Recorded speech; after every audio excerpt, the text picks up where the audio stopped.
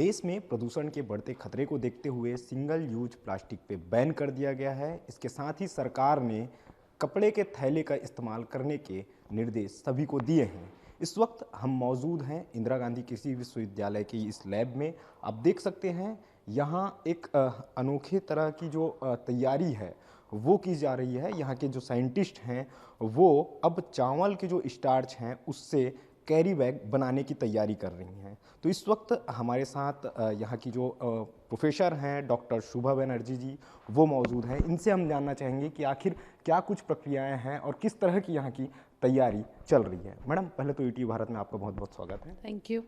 Madam, ये किस तरह की प्रक्रिया है, क्या कुछ तैयारी है, कैसे ये कैरी बैग बनाने की आप लोगों की तैयारी चल रही है? देखिए, चावल में बहुत सारा स्टार्च होता है ना, सबको मालूम है चावल में बहुत स्टार्च होता है। तो हम लोग यहाँ पर चावल से प्रोटीन निकालने का पहले काम कर रहे थे। उसके लिए हमने एक तकनीक डेवलप की थी। इसमें स्टार्च हमको अपने आप ही मिलता है। तो ये जो चावल में स्टार्च होता है जिसका माड़ के रूप में हम जानते ही हैं, पहले भी लोग इसका उपयोग करते हैं अलग अलग। इस स्टार्च, हाई क्वालिटी स्टार्च हम इसमें से निकाल पा रहे हैं। तो जो चावल से स्टार्च निकलता है उसका बायोइथेनॉल में उपयोग होता है। जो चावल से स्टार्च निकलता है उसका कुछ लोग डायरेक्टली फूड प्रोडक्ट जैसे कॉर्न स्टार्च उस तरह से ही उपयोग करते हैं। हम लोगों ने उसमें एक थोड़ा सा जो प्रयोग करके देखा कि क्या हम चावल का ये जो स्टार्च हमारे पास निकला है इसको हम बायोप्लास्टिक में कन्वर्ट कर सकते हैं क्या, उसमें बदल सकते हैं क्या। तो बायोप्लास्टिक में कन्वर्ट करने के लिए जो बायोडिग्रेडेबल होगा, जो कि इन्वायरमेंट फ्रेंडली होगा, जिसमें बहुत अपने आप डिग्रेड हो जाएगा। अभी जो कुछ बायोप्लास्टिक आते हैं उसमें कुछ केमिकल्स मिले रहते हैं, डिग्रेड होने के बाद भी वो इन्वायरमेंट में थोड़ा नुकसान मतलब कोई ना लॉस या कुछ इस तरह का करते हैं। PLA जैसा एक केमिकल है। तो हमारा जो ऑब्जेक्टिव है इस रिसर्च के पीछे कि क्या हम बिना PLA के बायोप्लास्टिक बना सकते हैं क्या। तो हमने अभी एक तकनीक बनाई है चावल से स्टार्च निकालने की, जिसको पेटेंट कराने के लिए भी दे दिया है।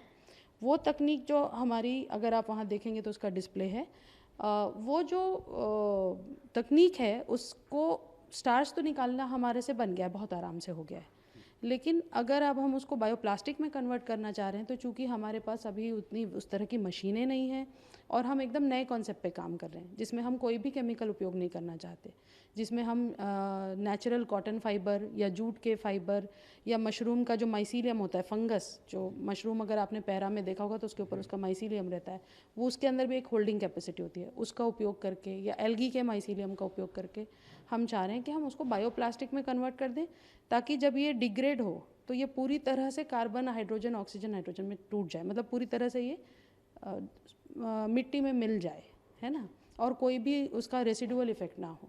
मैडम, इस तरह की तकनीक से कहीं कुछ इस तरह का कुछ काम किया भी गया है या नहीं? इस तरह का काम वैसे तो 3-4 जगह किया जा रहा है इंडिया में और वर्ल्ड में भी कई जगह, क्योंकि बायोप्लास्टिक एक बड़ा टॉपिक है, इस पे लोग काम कर रहे हैं। लेकिन ज़्यादातर लोग जो इसमें काम कर रहे हैं वो PLA या इस तरह के किसी केमिकल का उपयोग करते हैं जो पॉलीमराइजिंग का काम करता है, मतलब जोड़ के रखने का, बाइंड करके रखने का काम करता है। हम लोग जो इस तरह का कर रहे हैं मशरूम के माइसीलियम का उपयोग करके, ये अपनी तरह का अनूठा पहला ही प्रयोग है कम से कम इंडिया में। BARC में हमने बात की थी कि इस तरह की टेक्निक के लिए हमारे को कोई सहायता मिल सकती है क्या बायोप्लास्टिक के लिए, तो उनके पास भी जो टेक्निक है उसमें ये नहीं है। तो ये अपनी तरह की पहली टेक्निक इंडिया में हम कर रहे हैं काम। मतलब बार्क से भी आप अनुबंध हो चुका है एक तरह से? अनुबंध, देखिए रिसर्च में तो अनुबंध ऐसा हमने अभी डायरेक्टली किया नहीं, क्योंकि हम उस टेक्निक को उपयोग नहीं करना चाहते। वो टेक्निक डेवलप्ड है, वो चाहे तो हम कल उपयोग लेके यहाँ पे आज बना सकते हैं, लेकिन उसमें एक केमिकल डल रहा है, जैसे मैं आपको बता रही हूँ। हम नहीं चाह रहे, हम नया मेथड डेवलप करना चाह रहे हैं जिसमें वो केमिकल ना डले। अच्छा मैडम, अभी अगर बात करें तो कहाँ तक जो है आप लोगों की जो रिसर्च है वो हो चुकी है?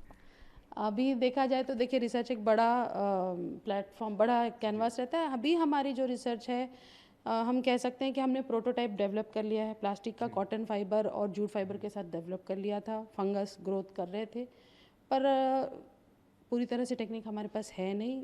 मुश्किल से 10 से 15% का काम हुआ है, क्योंकि मेन जो काम है वो लैब में छोटे स्तर पे टेक्निक डेवलप करने के बाद उसको बड़े स्तर पे लागू होगी कि नहीं ये देखना होता है, जिसको हम स्केल अप बोलते हैं। तो लैब स्केल में तो हम बहुत छोटा बनाते हैं, इतना छोटा सा प्लास्टिक बना लेंगे, लेकिन हमको वो काम करना है बड़े स्तर पे। तो वो बड़ा स्तर अभी हम वहाँ पर 15% पहुँच पाए हैं। मैडम, इस पे ये सक्सेस होने में लगभग कितना समय लग सकता है? अनुमान है कि अगर हमारा सब चीज़ सही रहा तो हम लोग 3 साल के अंदर इसमें पहुंच जाएंगे।